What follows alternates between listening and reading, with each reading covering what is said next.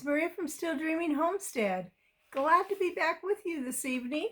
We're going to continue reading in our book On the Banks of Plum Creek by Laura Ingalls Wilder.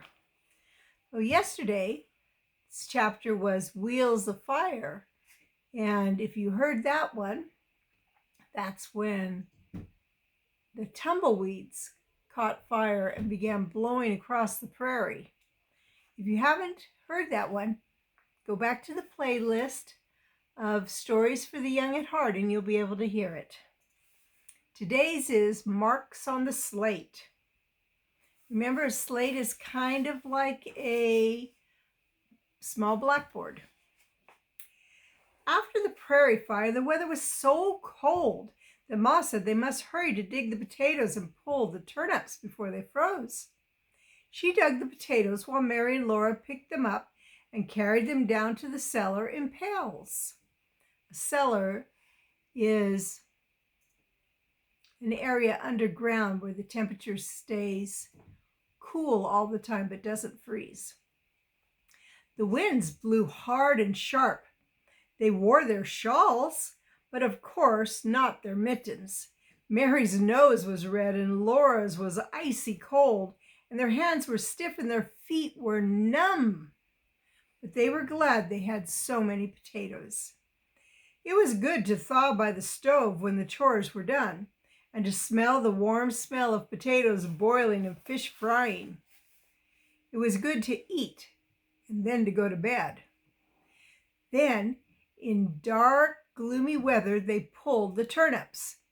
That was harder than picking the potatoes. The turnips were big and stubborn, and often Laura pulled till she sat down hard when the turnip came up.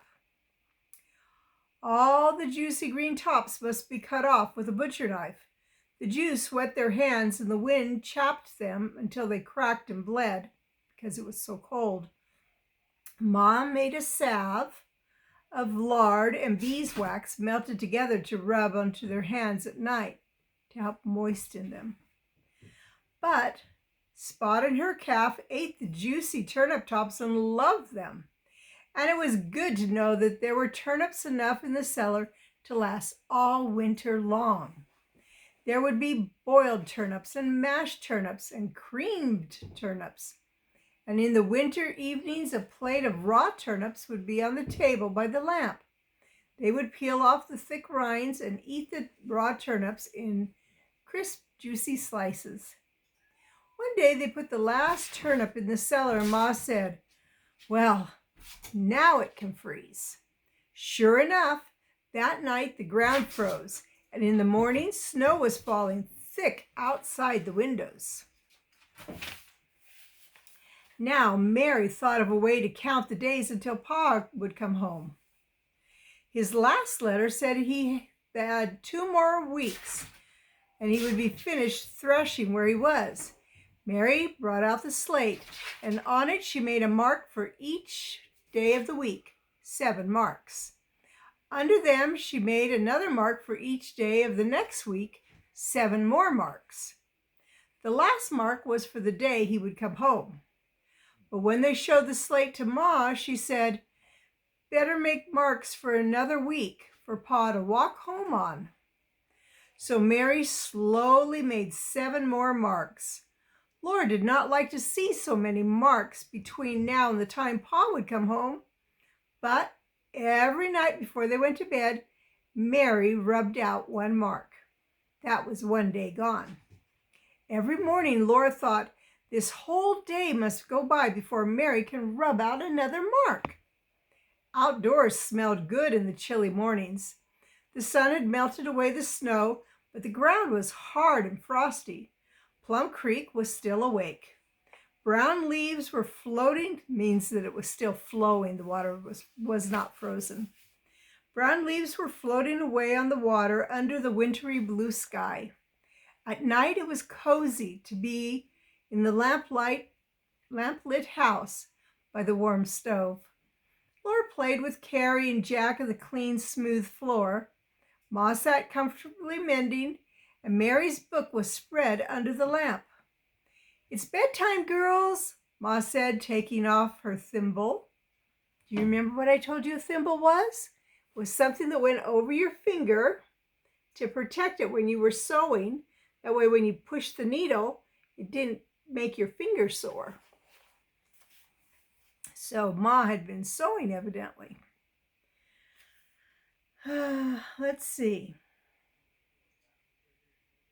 Now I lost my place.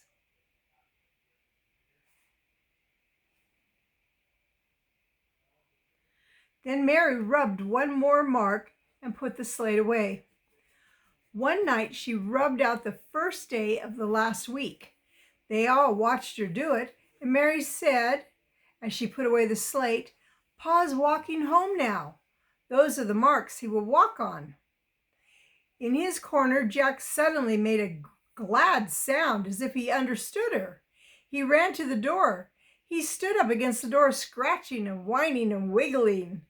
Then Laura heard faintly whistling coming through the wind. "When Johnny comes marching home, it's Pa! It's Pa!" she shrieked and tore the door open and ran pell-mell down through the windy dark with Jack bounding ahead. "Hello, Half Pint," Pa said, hugging her good and tight. "Good dog, Jack." Lamplight streamed from the door, and Mary was coming, and Ma and Carrie. "How's my little one?" Pa said, giving Carrie a toss. "Here's my big girl," he said, pulling Mary's braid. "Give me a kiss, Carolyn, if you can reach me with these wild Indians." Then there was supper to get for Pa, and no one thought of going to bed. Laura and Mary told him everything at once about the wheels of fire and the potatoes and turnips and how big Spot's calf was and how far they'd studied in their books. And Mary said, "But Pa, you can't be here. You didn't walk off the marks on the slate." She showed him the marks still there and the marks he was supposed to walk on. "I see," said Pa. "But you did not rub out the marks for the days it took my letter to come so far. I hurried fast all the way, too, for they say it's already a hard winter in the north." "What do we need to get in town, Carolyn?"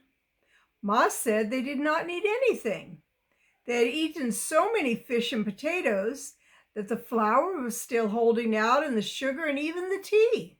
Only the salt was low, and it would last for several days. "Then I'd better get the wood up before we go to town," said Pa. "I don't like the sound of that wind.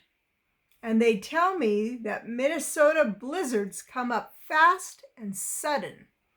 A blizzard is a terrible, terrible snowstorm. "I heard of some folks that went to town and a blizzard came up so quickly they couldn't get back. Their children at home burned all the furniture, but they froze stark stiff before the blizzard cleared up enough so the folks could get home." Wow, that would be a terrible thing to happen. So I'm glad that Pa's going to get some wood. This was a short chapter today, but it was a happy one. And they were so surprised. Were you surprised? Yeah, I was too. Well, it's Maria from Still Dreaming Homestead. I want to pray blessings on you and yours, in your house and out of your house, in the day and the night. Whatever you do, keep dreaming. If you haven't yet, please subscribe to my channel.